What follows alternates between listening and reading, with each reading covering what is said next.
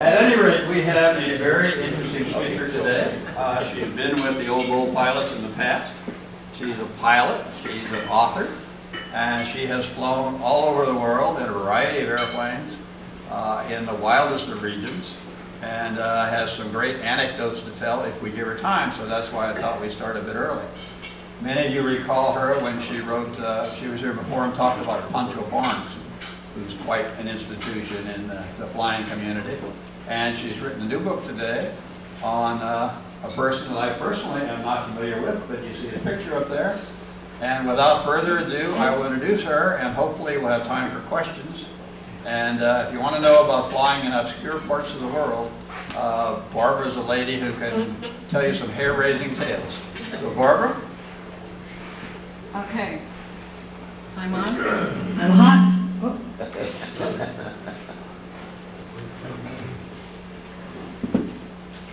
Most people know everything that Moye did, and that sounds very loud to me in my head.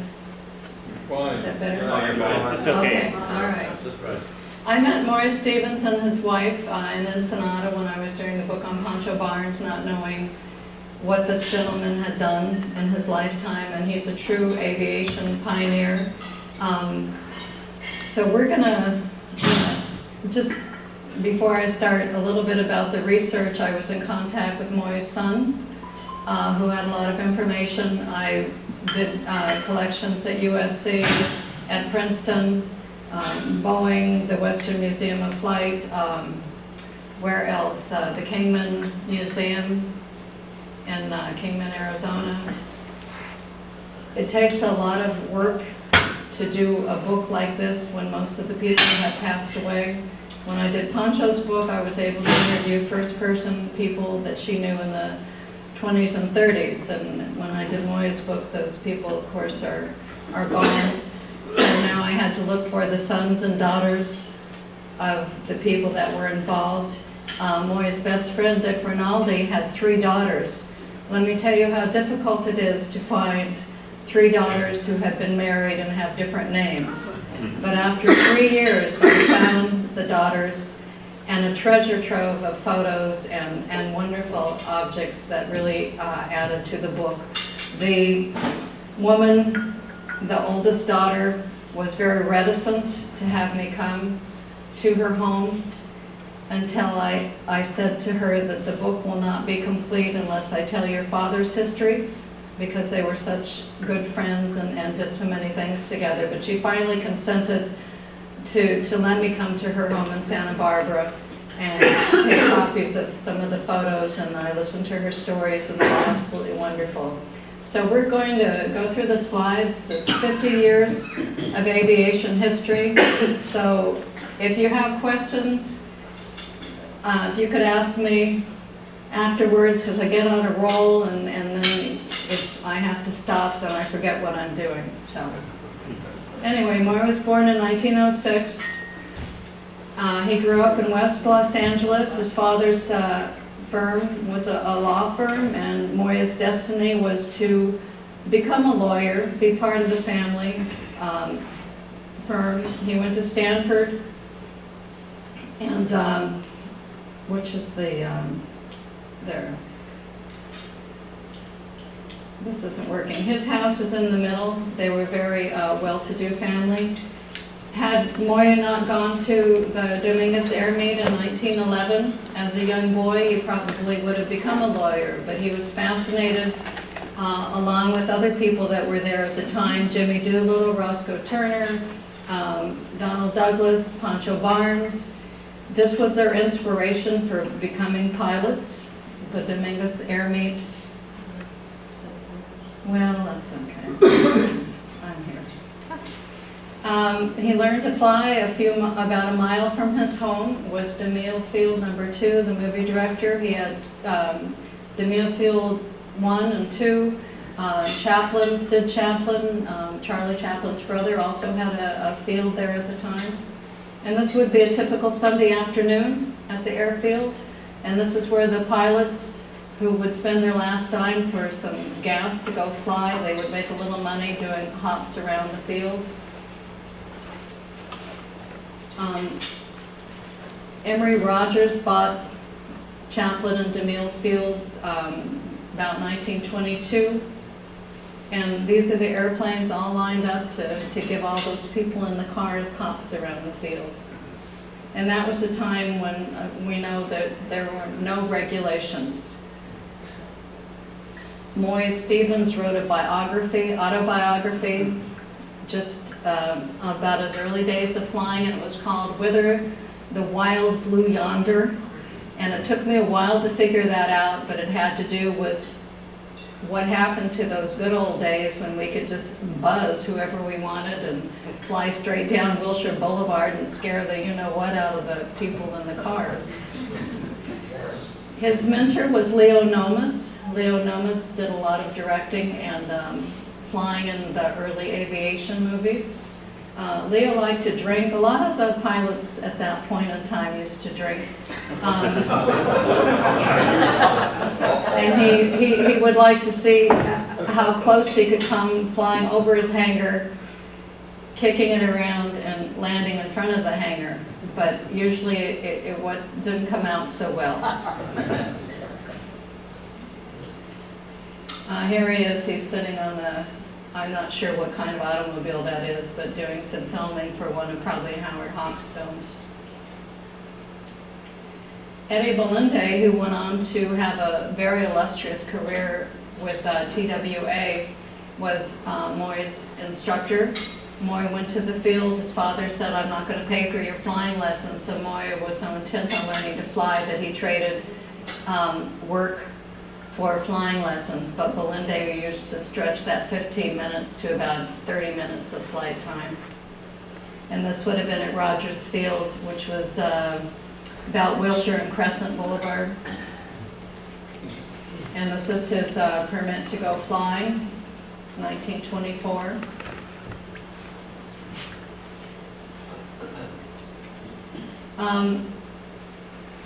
Just after that, Rogers Field was closed. It was owned by Captain Allan Hancock, the property, and they were going to sell the property for commercial development. So Rogers Field moved near Los Angeles, or LAX, Mines Field at the time. And Moye and his friends, most of them went to Cloverfield, which was the happening place. It's where all the stunt pilots were, where a lot of movie shooting was going on. This is a shot of the commercial side of Cloverfield. On the opposite side was the military, and there was a line that the commercial pilots were not to cross into military territory. But this is where Donald Douglas had his factory, and a lot of new people, or new aviation companies started at Clover. And this, of course, is where the 1929 National Air Base took off, as well as the 1921 Douglas World Cruiser flight. I think it was 21 or 22. And just a group of, I'm getting an echo from something. What is that? You sound great. Okay. You're fine. It's my brain. Yeah. Anyway, Moye's best friend is to the right, Dick Rinaldi, and you can see how tiny he is, a very short guy. He weighed about 90 pounds soaking wet. I think he was under 5 feet tall. This is the gentleman whose daughter that I found to get all the photos. When he was at Clover, Leo Nomis had a Thomas Morris Scout, and Moye really wanted to purchase it. He had learned to fly in a Standard, which is a very heavy, awkward, ugly airplane, but that's how he learned. He also flew Jennies, so getting into the Thomas More Scout was more like getting into from a big truck into a Corvette, if you could imagine. And he loved that airplane. He didn't take it to Stanford, though, because it did have periodic engine problems, and it would have taken him way too long, and he didn't really have room to take any of his baggage up to school. Between his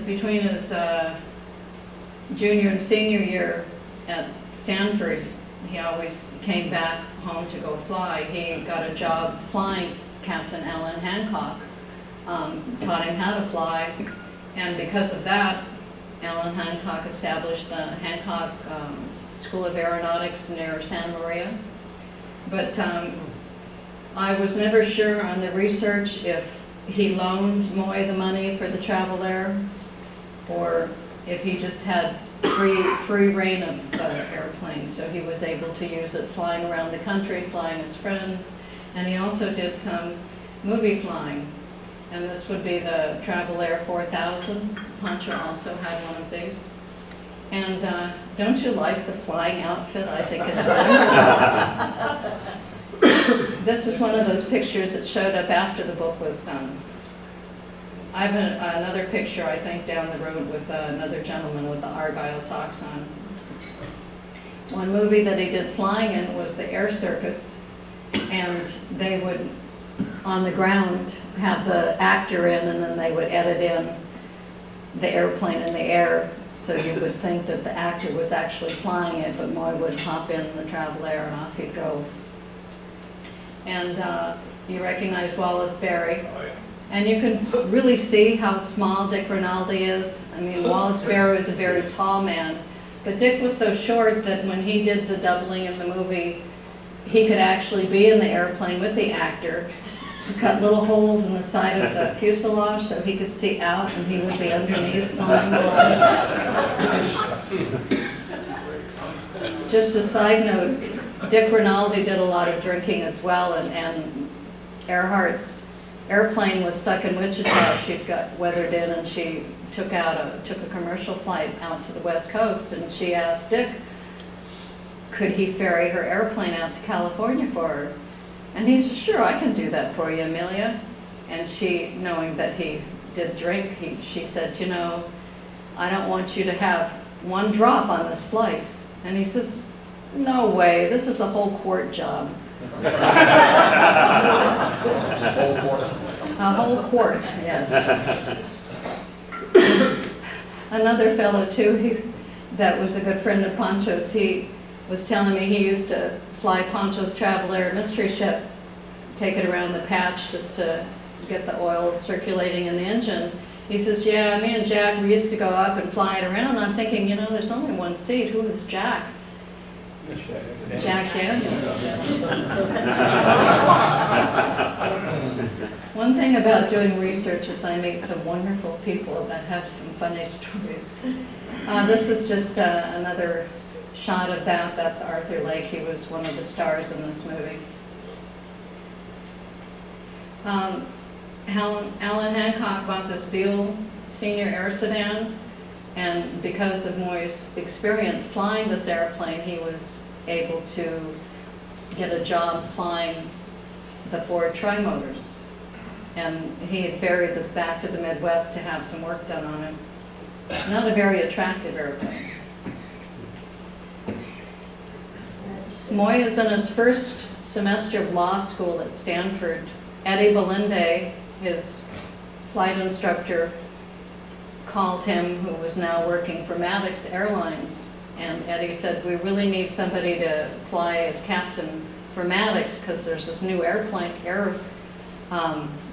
starting up, and you can't get on with that airline unless you've had previous captain experience on another airline.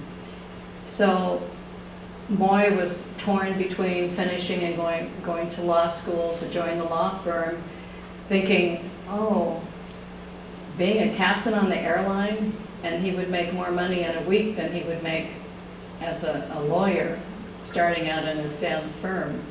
So he dropped out of school, became a captain with Maddox Airlines. They flew out of Grand Central up to Alameda, and then also down to Agua Caliente, which was a resort just south of the California border.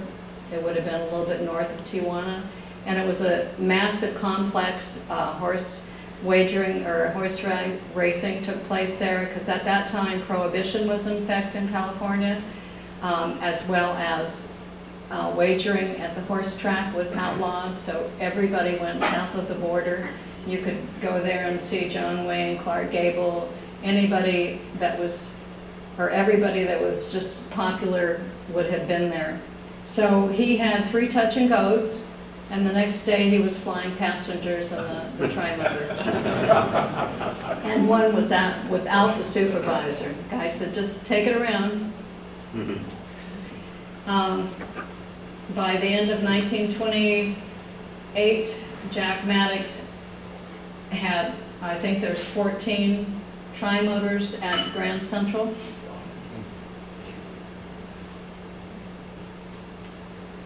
This is a picture of Grand Central Air Terminal, which is Disney is now restoring. They're going to make it a business complex as well as a historical building, which is awesome. This is a Stinson trimotor. And this is the campanile that was, I think it was 100 feet tall. It was the beacon for the airport as well as the entrance into Agua Caliente Resort. And interesting, the fellow that designed this also designed Bob's Big Boy, as well as some buildings down in Long Beach. His last name's McAllister. So TAT was the new airline that was starting up. So Moye, and they joined with Maddox, so Moye was able to get on with TAT as a captain. He is in the second row middle, the taller fellow. And, oops, just a minute, back up. Right there. Sometimes the light works and sometimes it doesn't. But they went back east to St. Louis to learn how to work all the radios and made sure that the mate was not, they didn't call him the co-pilot, it was the mate, that before landing they had to reel in the belly antenna. And you can imagine how many of those they had to replace. But these gentlemen were starting to fly cross country at night. Passengers were put on trains. There was no airline flying at night at that point. But they knew very little about weather. They knew very little about navigation, and it was sort of learn as you go. Moye tells a story. He was taking out of returning back to California from Kingman, and there was a line of thunderstorms, but he could see a little light under the thunderstorms in the hills, and he thought, well, if I can just head for that light, I'll be fine. Well, he got sucked into the thunderstorm at 7,000 feet and got spit out at 15,000. But my thought was, those passengers in the back of that tin Lizzie, I mean, they must have been absolutely horrified. He said he had full power going down. Nothing that he tried worked. They just kept going up. And they lost, there were a lot of airplanes that were lost because they were not as fortunate as Moye was. And he says in his biography that usually when they land, the mate and the pilot get up and help the passengers out. They all sat there for about 15 minutes just realizing they were alive and it was quiet. So Kingman, Arizona, and it's called the Mohave Museum of Art and History, which is a cute little museum, and they had wonderful photos of the beginning of this airport. And this is the Hoi, Moye, and Lee, the Chinese crew, they called them. Got Moye, and then it's Ben Hoi, and I can't remember Lee's other name. And the only thing at Kingman was this very tiny terminal. And I should probably say that at one point, TAT Maddox joined with Western Air Express because they were flying the same route, which became T and WA, which would later become TWA. So Moye is enjoying his flying experience, being a captain on the trimotor, being at the ground floor of an airline, just starting off. When Richard Halliburton, the writer, very famous celebrity at that point, called him up and asked him if he'd like to fly him around the world. But the first phone call, he says, "You want to fly me around the world?" And Moye didn't have a chance to respond. The fellow just hung up, and then a few days later, Halliburton called him back and said that his next adventure had to be one in the air. And would he fly him? And Moye said, well, certain conditions, I'm not your employee, because that relegates me to being not an equal with you. I don't want to go on your social engagements when we fly around the world, and I need to choose the airplane. So he chose a Stearman C-3B. They had extra fuel tanks added, and it took them 18 months to fly all the way around the world. With the exception, they put the airplane on the ship out of New Jersey, offloaded it in Southampton, and then once they got to Singapore, they put floats on it and flew up to Manila, and then took the ship back into San Francisco, and then flew back to Grand Central to complete. And Moye always thought, well, I should probably apply for the slowest flight around the world since it took 18 months, but he never did. So this is at the Los Angeles Breakfast Club. Anybody familiar with that? It's right there where the big fountain is when you get off at Los Feliz. They've been around since the early 20s, and this is ham. When I went to do a presentation there, they took ham out of the closet, which I always think is funny, that to show me that ham is their mascot. If you look at a lot of the early pictures, Earhart was on ham, and it was just, they used to get 1,000 people for breakfast every Wednesday. That's how popular this club was. And they still do that. Every Wednesday they serve ham and eggs, and they're still doing it. Don't have 1,000 people anymore though. So Halliburton and Moye settled on all the agreements, and Moye was off to fly around the world. So they left Grand Central. They did a lot of photo shoots before they, the day before they took off, because they were taking off early in the day. You can see the Stearman C-3B, and down the side it says the Flying Carpet. And of course, here's Poncho. And anybody know whose big airplane that is in the back with Gilmore gasoline on it? The gasoline. That's Roscoe Turner's airplane. And the gentleman to the left is Jimmy Angel, who discovered Angel Falls in South America. And then Halliburton, Poncho, and Moye. So they left Grand Central. Their goal was to get to Memphis, where Halliburton's family lived, by Christmas. They made it the day after. They had some engine problems, and they had to put down for weather along the way. And this is the RMS Majestic that they took the airplane on. And at that time in history, they referred to the airplane as personal baggage. It was $400 to load it. You know, they took the wings off. And when they got to Southampton, they went to the Aero factory, which was very close, and had the airplane reassembled. So you can just see they went London and back and forth to Paris. They were getting permits, and then they flew down through France, through Spain, and the dotted line is the return trip into Morocco, Rabat.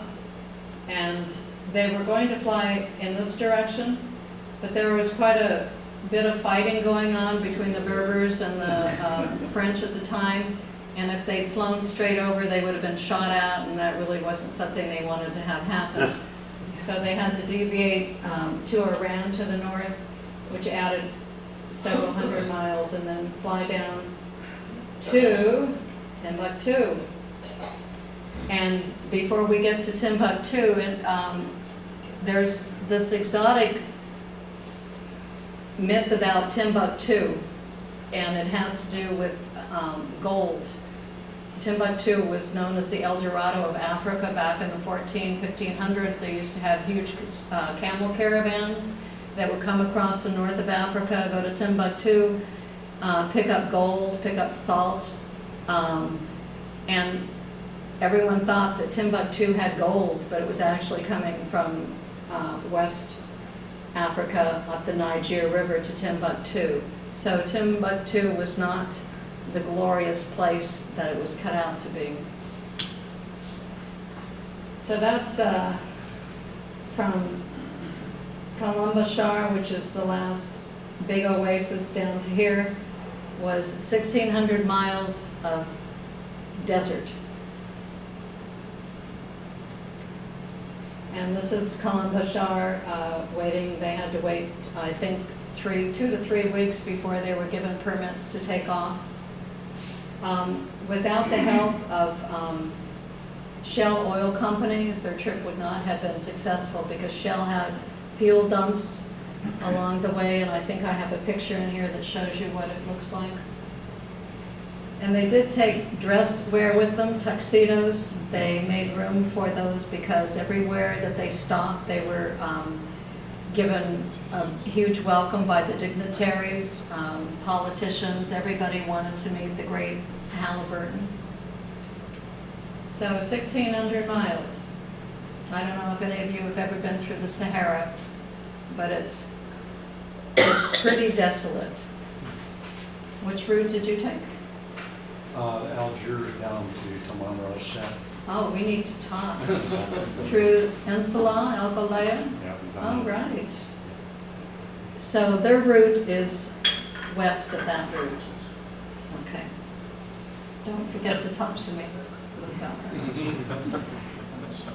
that. They were flying along looking for a fuel dump, and Moye was at 5,000 feet, and he kept dropping in altitude down to 50 feet, and finally spotted some oil cans and knew that he was close. But because he was doing that, the desert in that airplane could have been 120 degrees or even hotter, plus the silica sand, so he really had scorched his lungs, so when he returned to Oran, he needed to go to the hospital and get some treatments. So it wasn't all fun, and then of course at night, it drops down way below zero, depending on what time of the year. And they did have to make an emergency and spend the night in the middle of the desert. But fortunately, they had entertainment because Halliburton brought us portable phonograph records so they could play the Aida in the middle there.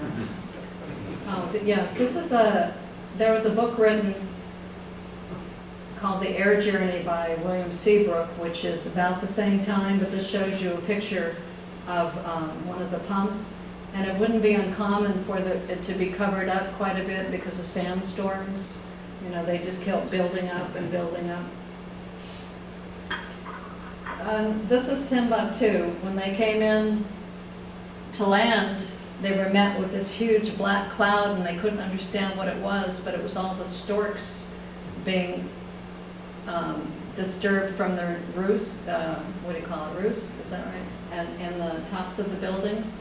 Fortunately, none of them sucked into the engine, but the smell of bats and it was just a really nasty, dirty town. No glass in any of the windows. I think there was one automobile. But Halliburton in his book paints this wonderful starry skies and tells you how beautiful it is in his book, and that they were there for 2 weeks, but they were there for 2 days. I mean, it was pretty bad. When they returned to Kalumbashar, the French Foreign Legion is there fighting the Berbers, and they are able to get some uniforms, and they paraded around in those for a little bit until the commandante said, "Oh, you know that beautiful airplane out in the hangar? What if something was to happen to it?" Which meant, why are you in our uniforms? You're not French Foreign Legion people. So they left the next day. And then their next destination was, of course, across through Asia. They went through Europe. Halliburton wanted to fly over the Matterhorn. When they got to Constantinople, or Istanbul, which is now Istanbul, they were wined and dined, and you see they have their nice suits on. And everywhere they went, they were asked to put on a show on the steerman, because the European airplanes had maybe 70, 90 horsepower, and then you're looking at the Stearman with double that horsepower. So it was a pretty impressive airplane to the people. At Constantinople, Richard changed his mind and he thought, well, we should fly to South Africa and then come back. And Moye says, well, you know, that's going to add another year onto this trip. And he wasn't really wanting to do that. So from Constantinople, they headed through, followed the route of the Crusades through, the countries were a little bit different then, but Syria, Jordan, Israel. From Damascus, they went straight across, through the Syrian desert, and this was a stop between Damascus and Baghdad, Route Bar Welsh. It was an old fort, and the Syrian desert was just as desolate as the Sahara. But in the early 20s, 2 Fordham tractors, one from Baghdad, one from Damascus, carved out a route for the airline so that they'd have something to follow. And this is where Imperial Airways would stop, any of the airlines that were flying at the time, and they actually had a hotel there. When they got to Baghdad, they took Prince Ghazi for a flight in the flying carpet.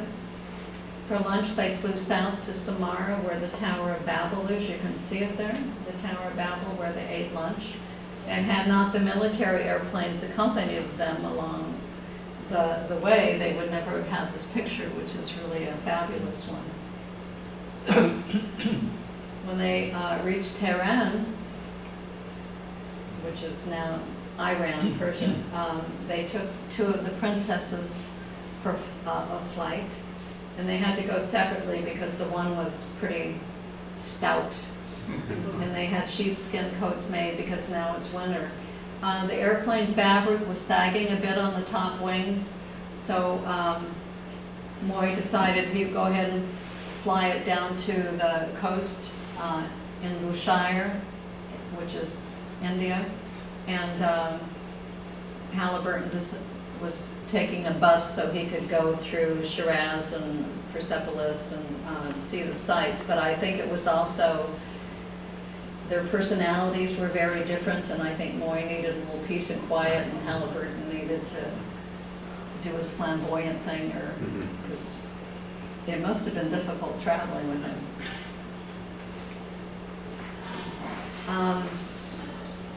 They had the airplane repaired in Bushehr, which had a large maintenance facility for the Imperial Airways as well as some other airlines.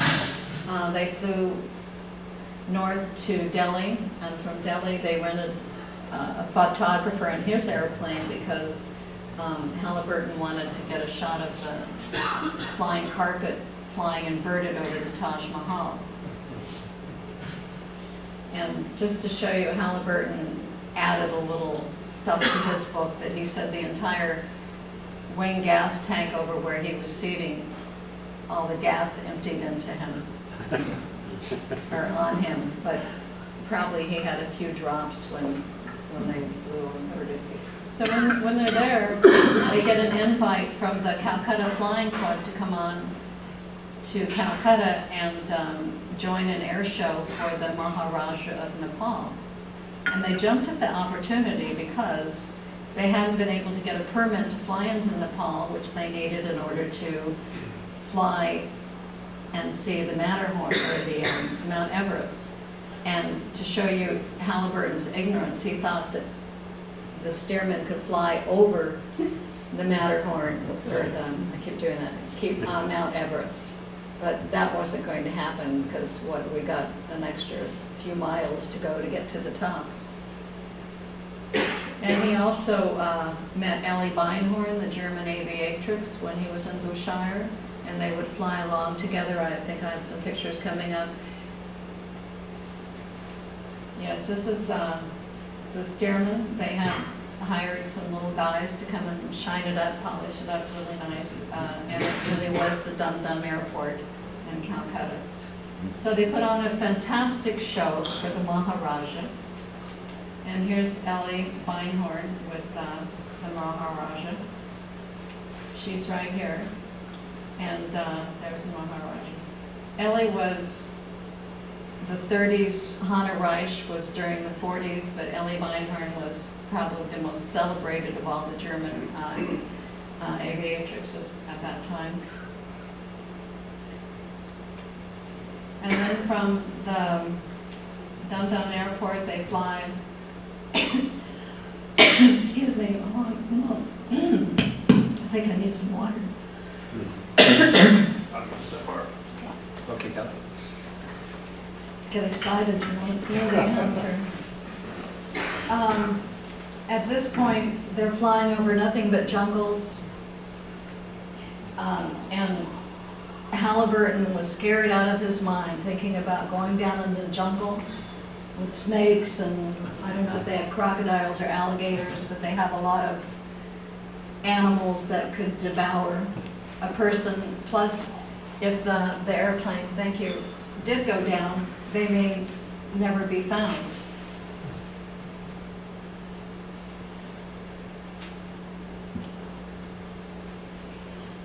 So they pretty much flew straight on to Singapore.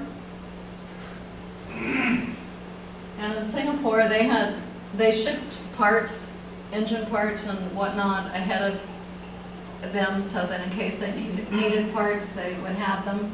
The pontoons, which were actually Fairchild pontoons, were shipped there, and Fairchild, or the Stearman factory, was to also send struts along so they could assemble them. They opened the boxes, they have the pontoons, they have no struts, so they took boiler parts and constructed some. So instead of 2 weeks, it took them 3 months before they were able to leave Singapore with the airplane on floats. And this Halliburton was to moor or dock the airplane, and was taught very carefully how to do that, not, blary up the rope because it might get caught in the engine. So what does he do?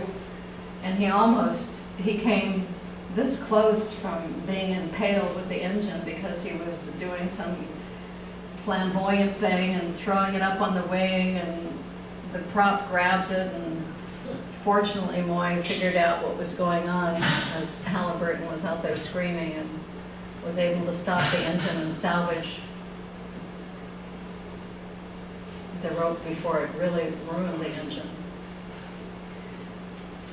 So from Singapore they went up to Borneo, which was called Sarawak at the time, and the lady in the middle, she was the white Rani of Sylvia. Her husband was the last white Raja. They were British, and to describe her character, it was very much in kin with ponchos, and the British thought she was really improper. But she had 3 daughters. This is Princess Baba and Princess Pearl, and the other one was Princess, I can't think of her name, but they lived in a palatial estate. It was wonderful, a beautiful place. And from there they were given directions to go to the chief of all the Dayaks, who were headhunters. However, headhunting had been eradicated maybe 20 years earlier, but Rani Sylvia called herself the queen of the headhunters, and there's a book about her which is very interesting. So they have their maps, they have their directions, and before they left, they took Rani Sylvia for a flight. And this shows them landing in the river in front of the Dayak's Longhouse, and they never taxied the airplane too close to shore because they never knew what was under, so they had to wait for canoes or whatever to come out and pick them up. You can see Moye here, and I think this might be Richard. Oops. So this is the Dayak Longhouse. It's a sort of a primitive condominium. Everybody in the whole village lives in it. And they, of course, wined and dined Moye and Halliburton. and you saw Richard is Moye is a very tall man.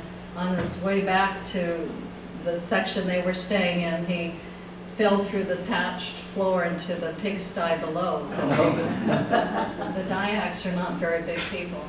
And you can see, Moye said that never seen anybody quite so drunk as the Dayak chief. He wanted to know if the airplane could drop eggs on his enemies. They'd never seen an airplane before. This was the first time ever. There's a story Halliburton tells that they took 100 shrunken heads with them in the airplane. Well, the airplane's already overgross with the pontoons on it. There's no way that they're going to put in 100 shrunken heads. In fact, they didn't take any, but it made for an interesting story. They make their way to Manila, which is their last stop, and they load the airplane on the, I think it's the USS McKinley, off to San Francisco. I think Moye is happy he's going home. Well, 18 months, that's a long time. And then Halliburton wrote the book called The Flying Carpet, which is, like he said, he added everything that was in the book he did, but he adds a little lipstick, but he adds a lot of lipstick actually to the stories. Moye was anxious to get back into flying in the States when he returned, but his parents wanted him to settle down, and he got married, which didn't last very long because she was a social princess, and he just wanted to fly.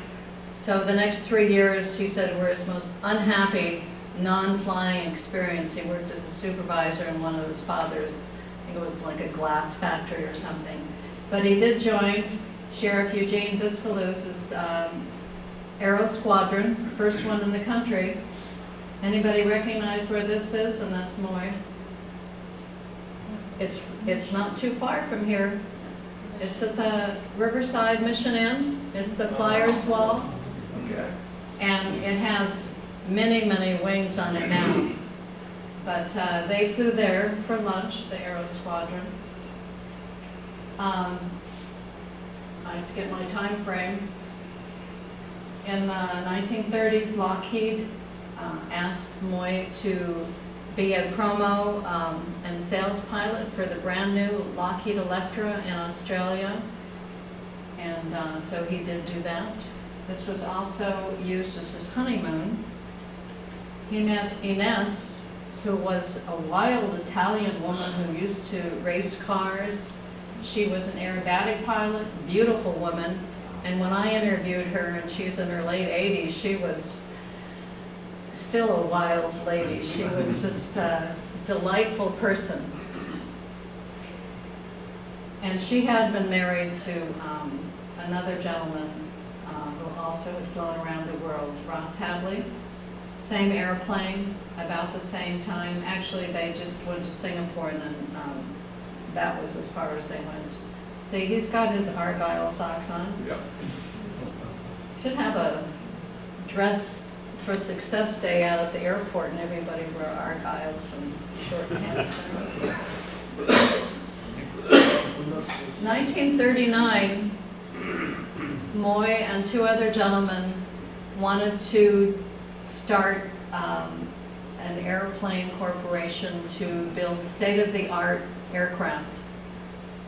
Jack Northup had just left Lockheed. They didn't really want him to work on his flying wing, which we started developing in 1929 in Santa Barbara, which had a tail on it.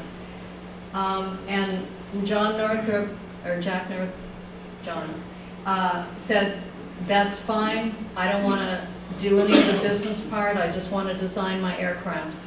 And that was fine. So Moye became test pilot on the N1N, the flying Jeep, the first one. The N stands for mock-up. Northrop built 5 mock-ups, and the one that flies at Chino is the N9M. If you look at the wing, I don't know if I have the picture here, but there's an area where they could adjust the dihedral on the wings to see which position the airplane flew the best, and it actually ended up being a straight wing. This airplane, Northrop wanted Moye to fly this at night down to the Hawthorne factory. Moye absolutely refused. He said the airplane's not safe. Night over people, no, can't do that. And so Northrop said, well, you're fired. And Moye said, well, you can't fire me, I'm on the board of directors. And anyway, that's where Johnny Meyers, that had operation out of Long Beach, came in, and he flew them. He wouldn't fly it either. This was press day. This is out at Muroc, or what we now know as Edwards Air Force Base. And test pilots then, they flew with suits on to impress the press. And my husband's retired test pilot, so you know, they wear the fire retardant suits, and there they just put their suit on and off they went, their dress suit. And this shows Moye in the center, and John Northrop is to his left. And it's too bad politics got in the way, because during the war, I mean, this could have been a great development, but that's has to do with Cochrane's husband. We won't go into that here. So during World War II, Moye did test flights on most of the prototypes, the Vultee engines, the P-61. And after the war was over, he and one of the other Northrop employees decided to set up an cargo airline in Brazil. And they were doing quite well, but then Moye's son was getting very sick because of the humidity, and so they came back to California. Moye became West Coast rep for a lot of East Coast aircraft parts companies, and he would own 2 Bonanzas, that's Ines. And so about the late 60s, he really stopped flying. And in I think it was 84, 86 somewhere, he was inducted into the Society of Experimental Test Pilots as an honorary fellow because of his accomplishments, and righteously very well deserved. And this is probably the highest honor a pilot can have, a test pilot, is to be voted by their peers as an equal member. So I asked his son, what did Moye think was most important? Becoming an honorary member in SETP and doing all the test flying, or was it flying around the world with Richard Halliburton? And he always goes to the flying carpet trip, because I think he had total control of that. Without his expertise and his ability to squash Halliburton's impulsivity, they never would have made it, because I think after the 3 months in the desert flying and that sort of thing, Halliburton finally realized that you just don't stop, jump out of the airplane, throw the gas in, and take off again. You know, you have to do a lot of preparation to make sure everything's still working fine, like checking oil and making sure all the wires are where they should be. So that concludes my presentation. If you have any questions, I would be happy to answer them. And I do have books. Those pay for all my research. I brought the Flying Carpet book, and it's 25, and then I have some poncho books that I didn't know if anybody needed one. They're 18. Cash, credit card, or check. How's that? Anyway. But it was quite an adventure to do this book, and it's had some great reviews on the American Aviation Historical Journal that's online, AAHS. So, no questions? Is he still alive? One over here. No, Moye died in 95 or 96. Was Halliburton a pilot? No, he was not a pilot. He tried to learn to fly. It didn't work out so well. And Moye tried to help him learn how to fly, so they would fly along the coast when they were out of Rabat in Morocco. And Halliburton would start looking at something, you know, and he's flying the airplane there. So no, he wasn't. But sometimes when you read about the trip, he's credited with flying around the world. He did. He was a passenger, though. Biscaluse, Sheriff Biscaluse, you know when that photo was taken? Can't hear what you're saying. The year that, I'm thinking. I think he established it in 31 or 32, but Sheriff Eugene Biscaluse's collection is at the at USC. I met him in the 50s. I was just kind of Oh, he was quite well. He used to He was send retired his then. probationary hookers up to Ponchos, and they. So there's more to. He knew everybody, Biscaluse. He was quite the socialite. Jerry, you had a question? Well, about 4 years ago, I went to Spokane, and I don't know anybody here that knows Skeeter Carlson. Well, it just happened that I made an appointment so that we could see all the airplanes he had at Spokane. Uh-huh. And he happened to have a Tommy Moore Scout Yeah. in the hangar there. And it was, I don't know if anybody knows it, but it was one of those airplanes that when they did fly it, the propeller went went around just like it, when the engine was running, the propeller would go. So the gentleman that was with me decided to try to crank it up, and he said, "Be careful," he says, it'll start. You know? But he had 26 airplanes. He must have had 4 hangars. He has 60 acres there, a little place in Spokane called, I can't remember the name of the field now, but Yeah, we've been there. he was still flying Yeah. at that time. That was 4 years ago. He was still flying as Jenny. Huh. But he did have a Tommy Moore Scout in that hangar. Yeah, they were good airplanes. Not reliable, but good. Any other questions? Yes, sir. You were going to mention something about Mr. Odlum, Jackie Cochran's husband?